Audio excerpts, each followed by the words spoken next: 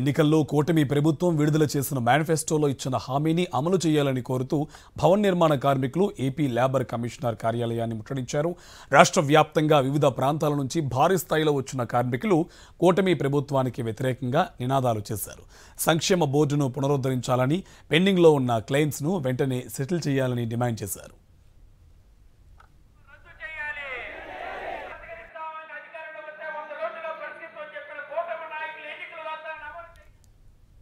Vijayawada labour commissioner కార్యాలయం వద్ద నుంచి మరింత సమాచారం మా కరెస్పాండెంట్ సురేంద్ర అందిస్తారు. భవన నిర్మాణ కార్మికులకు కూటమి ప్రభుత్వం ఎన్నికల్లో ఇచ్చిన హామీని అమలు చేయాలంటూ ఈ రోజు రాష్ట్ర లేబర్ కమిషనర్ కార్యాలయం ముందు భవన నిర్మాణ కార్మికులు ఆందోళన చేపట్టారు. రాష్ట్ర వ్యాప్తంగా వివిధ ప్రాంతాల నుంచి భవన కార్మికులు అంతా కూడా విజయవాడ చేరుకున్నారు. గతంలో ఎన్నికల్లో చాలా హామీలు ఇచ్చారు, కానీ సంవత్సరాలు గడిచినా కానీ ఒక హామీని కూడా అమలు చేయట్లేదంటూ వాళ్ళంతా కూడా రోడ్డెక్కిన పరిస్థితి అయితే కనిపిస్తుంది. ప్రభుత్వం ఏ హామీలు ఇచ్చింది, ఏ హామీలు వీళ్ళు డిమాండ్ చేస్తున్నారు అనే మాటలు వాళ్ళ నాయకులను అడిగి తెలుసుకుందాం. కూటమి ప్రభుత్వం 12-14 మెమోని రద్దు చేసి భవన నిర్మాణ కార్మికుల సంక్షేమ పథకాలు అమలు చేస్తామని చెప్పని చాలా స్పష్టంగా తమ ఎన్నికల మేనిఫెస్టో పేజీ నెంబర్ 6లో చాలా స్పష్టంగా రాశారు.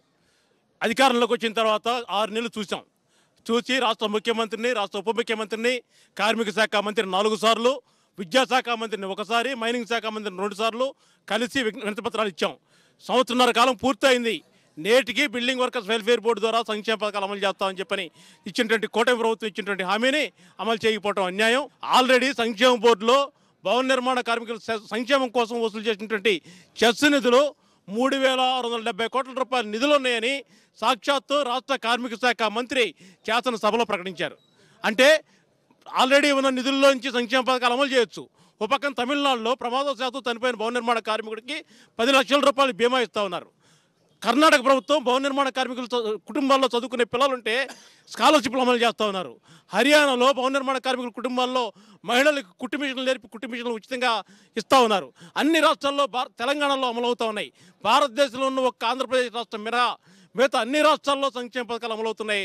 ఒక్క ఆంధ్రప్రదేశ్లో అమలు చేయడం లేదు. కార్మిక శాఖ మంత్రిని కలిశారు, గనుల శాఖ మంత్రి కలిశారు, ఉప ముఖ్యమంత్రి మంత్రులు ఏం చెప్తున్నారు? మీరు చేద్దామని దాడవేస్తున్నారు తప్ప సమస్య పరిష్కారానికి చర్య తీసుకోలేదు.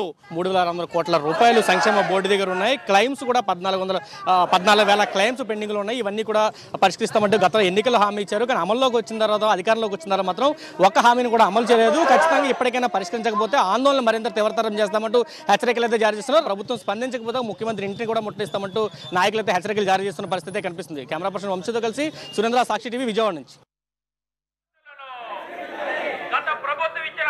12-14 జీవో రద్దు చేయాలి. గత ప్రభుత్వం ఇచ్చిన 12-14 మేము రద్దు చేయాలి.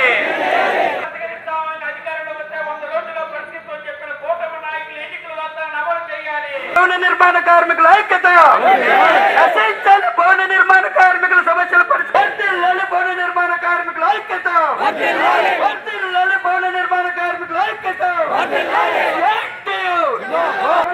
సంక్షేమ బోర్డులో